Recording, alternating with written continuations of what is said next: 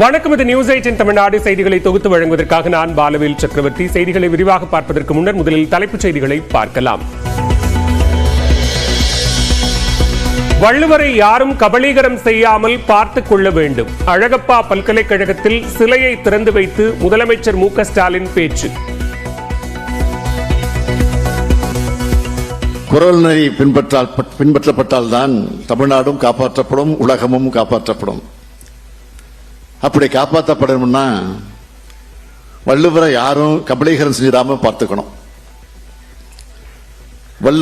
வள்ளலார் போன்ற தமிழ் மண்ணில் சமத்துவத்தை பேசின மாமனிதர்களை களவாட ஒரு கூட்டமே இன்றைக்கு சிதை செஞ்சுக்கிட்டு இருக்கு. அதுக்கு எதிரான காவல் அரணாக ஒவ்வொரு தமிழரும் இருக்கணும். பல்கலைக்கழகங்களுக்கு அனைத்தையும் மாநில அரசு செய்து கொடுக்கும் நிலையில் வேந்தர் பதவி மட்டும் மத்திய அரசு நியமிப்பவருக்கா? முதலமைச்சர் மு க ஸ்டாலின் கேள்வி. பள்ளி முதல் உயர்கல்வி வரை ஒவ்வொரு மாணவருக்கும் பார்த்து பார்த்து திட்டங்களை உருவாக்கி செலவு செய்வது மாநில அரசு. பேராசிரியர் உள்ளிட்ட அனைவருக்கும் சம்பளம் கொடுப்பது மாநில அரசு. பல்கலைக்கழகங்களுக்கு தேவையான உட்கட்டமைப்பு வசதி ஏற்படுத்தி தர்றது மாநில அரசு. ஆனா வேந்தர் பதவி மட்டும் ஒன்றிய அரசால் நியமிக்கப்பட்ட ஒருத்தருக்கா? அதுதான் என்னுடைய கேள்வி. ப. சிதம்பரம் நடமாடும் நூலகம், அவருடைய அறிவு கருவூலம் என்று முதலமைச்சர் மு க ஸ்டாலின் புகழாரம். மரியாதைக்குரிய பாசி அவர்களை பொறுத்த வரைக்கும் அவரே ஒரு நடமாடும் நூலகம் தான். அரசியல், வரலாறு, சட்டம், பொருளாதாரம், இலக்கியம்னு எல்லா துறைகளிலும் ஆழம் கொண்ட நம்முடைய அறிவுபூர்வமாக ஆழம் கொண்டவர் அவர். அவரது அறிவு கருவூலம் தான் நம்முடைய பாசி அவர்கள். வீடுகள் தோறும் நூலகங்கள் ஏற்படுத்த வேண்டும் என்றும் வேண்டுகோள். தாயார் பற்றி குரல் தழுதழுத்து கண்கலங்கி பேசிய ப. சிதம்பரம். முதலமைச்சர் பங்கேற்ற விழாவில் உருக்கம். என்னுடைய தாயார் திருமதி லட்சுமி அவர்கள் தமிழ் மற்றும் ஆங்கிலத்தில் சரளமாக பேசுவார்கள், எழுதுவார்கள். தமிழ் மற்றும் ஆங்கில நூல்களை அவர்கள் ஆர்வத்துடன் படிப்பார்கள். இளம் வயதிலேயே என்னை தமிழ் மற்றும் ஆங்கில நூல்களை படிக்க தூண்டியவர் என் தாயார். அவர்களுக்கு நன்றி கலந்த அஞ்சலி.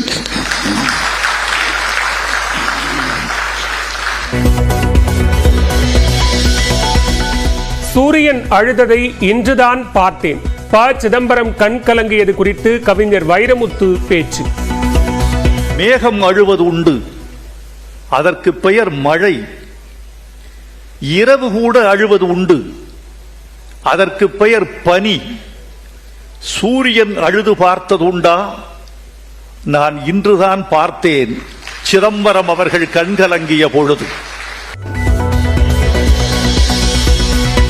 மாநில அரசின் நிதி மேலாண்மை பற்றி தங்கம் தென்னரசு பாடம் எடுக்க தேவையில்லை என அதிமுக பொதுச் செயலாளர் இபிஎஸ் பதில்.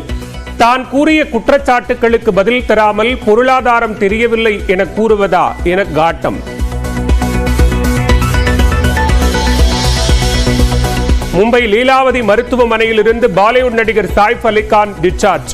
கத்தி குத்துக்கு 6 நாட்களாக சிகிச்சை பெற்ற நிலையில் வீடு திரும்பினார்.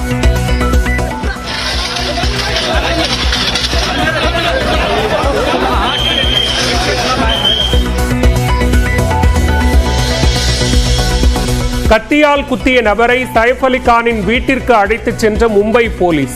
கொள்ளையடித்தது எப்படி என்பது குறித்து நடித்து காட்டச் சொல்லி வாக்குமூலம். கோமியம் அமிர்த நீர் என முன்னாள் ஆளுநர் தமிழிசை பேச்சு.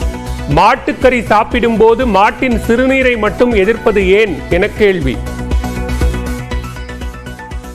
மாட்டுக்கறி சாப்பிடுவாங்க, ஆனா மாட்டோட சிறுநீரை விஞ்ஞானபூர்வமாக அது பாடப்படுத்தப்பட்டு விஞ்ஞானபூர்வமாக ஆராய்ச்சிக்கு உட்பட்டு அது மருந்தாக எடுத்துக்கொள்ளணும்னா உடனே அரசியல் கட்சிகள் தமிழ்நாட்டில் எதிர்ப்பு தெரிவிப்பார்கள்.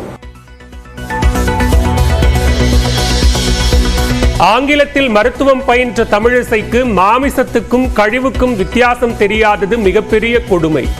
ஆயுர்வேதத்தில் இருக்கிறது என்றால் கண்ணை மூடிக்கொண்டு அனைத்தையும் நம்ப வேண்டுமா என தமிழக காங்கிரஸ் தலைவர் செல்வ பெருந்தகை கேள்வி.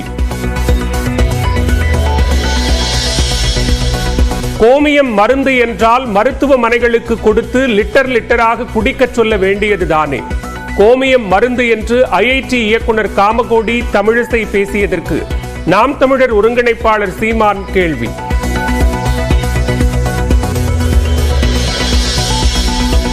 பிரபாகரனுடன் இருக்கும் போட்டோ எடிட் செய்யப்பட்டதா என கேள்வி எழுப்பிய செய்தியாளர்கள் அதை விடுங்க என கூறி பதிலளிக்காமல் தவிர்த்த சீமான்.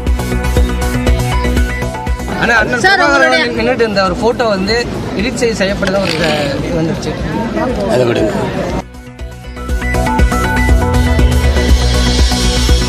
வெளிநாட்டு முதலீடுகளை ஈர்க்க அனைத்து மாநிலங்களும் இணைந்து செயல்பட வேண்டும். உலக பொருளாதார உச்சி மாநாட்டில் அமைச்சர் TRB ராஜா பேச்சு. திருவண்ணாமலை தீபமலை அடிவாரத்தில் சட்டவிரோதமாக கட்டப்பட்ட வீடுகளை அளவீடு செய்ய அதிகாரிகள் வந்ததற்கு எதிர்ப்பு. மாட வீதியில் அமர்ந்து 200க்கும் மேற்பட்டோர் சாலை மறியல். பெண் மயங்கி விழுந்ததால் பரபரப்பு.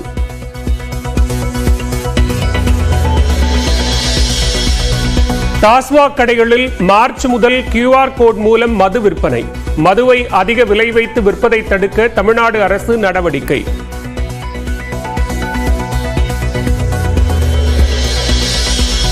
கோவை சங்கனூர் ஓடை தூர்வாரும் பணியின் போது இடிந்த 3 வீடுகளுக்கு பதில் மாற்று வீடுகள் வழங்க நடவடிக்கை. குடிசை மாற்று வாரிய குடியிருப்பில் வீடுகள் வழங்கப்படும் என மேயர் ரங்கநாயகி தகவல்.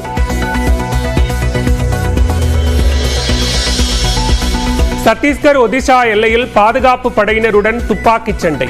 சுட்டுக் கொல்லப்பட்ட நக்சலைட்டுகளின் எண்ணிக்கை 20 உயர்வு. ராணிப்பேட்டையில் அமையவுள்ள டாடா நிறுவனத்தின் ஜாகுவார் லேண்டர் ரோவர் கார் உற்பத்தி ஆலைக்கு சுற்றுச்சூழல் அனுமதி. தமிழ்நாடு சுற்றுச்சூழல் தாக்க மதிப்பீட்டு ஆணையம் உத்தரவு.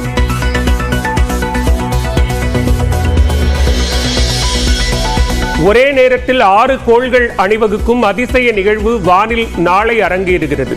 சென்னை பிர்லா கோளரங்கில் ஜனவரி 22 முதல் 25 வரை பொதுமக்கள் பார்ப்பதற்கு ஏற்பாடு.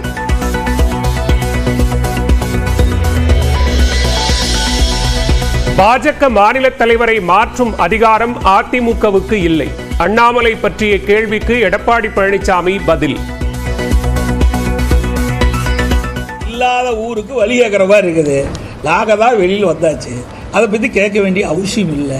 விட்டுருங்க. ஏன்னா அதெல்லாம் அடுத்த கட்சிங்க. அதில் ஒரு தேசிய கட்சி, அந்த கட்சியில் இவரை மாற்றுவாங்களா அவரை மாற்றுவாங்களா அப்படிங்கிற சொல்லுவதுக்கெல்லாம் எங்ககிட்ட அந்த பவர்ஸ் இல்லை.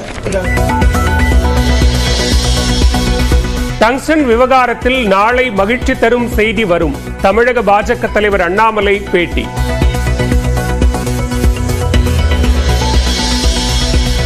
மத்திய அரசை சந்திக்க அழைத்துச் செல்லப்படுபவர்கள் டங்ஸ்டன் போராட்ட குழுவினரே இல்லை.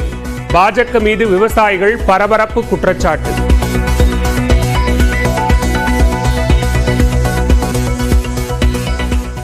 சத்தீஸ்கர் ஒடிசா எல்லையில் 42 மணி நேரமாக நடைபெற்று வரும் துப்பாக்கிச் சண்டையில் 2 முக்கிய நபர்கள் உட்பட நக்சலைட்டுகள் 20 பேர் கொல்லப்பட்டனர்.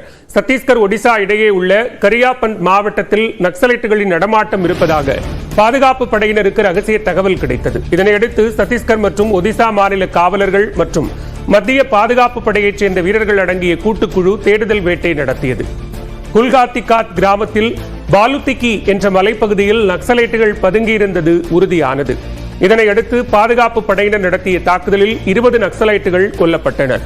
1 கோடி ரூபாய் சன்மானம் அறிவிக்கப்பட்டிருந்த ஜெயராம் சல்பதியும் துப்பாக்கிச் சண்டையில் கொல்லப்பட்டார்.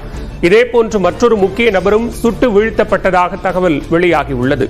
நக்சலைட்டுகள் நடத்திய பதில் துப்பாக்கிச் சூட்டில் 2 பாதுகாப்பு படை வீரர்கள் காயமடைந்தனர். அவர்கள் ராய்ப்பூரில் இருந்து விசாகப்பட்டினத்துக்கு ஹெலிகாப்டர் மூலம் அழைத்துச் செல்லப்பட்டு சிகிச்சை அளிக்கப்படுகிறது. நக்சலைட்டுகளில் உயிரிழந்தவர்களின் எண்ணிக்கை மேலும் அதிகரிக்கும் என்று கூறப்படுகிறது.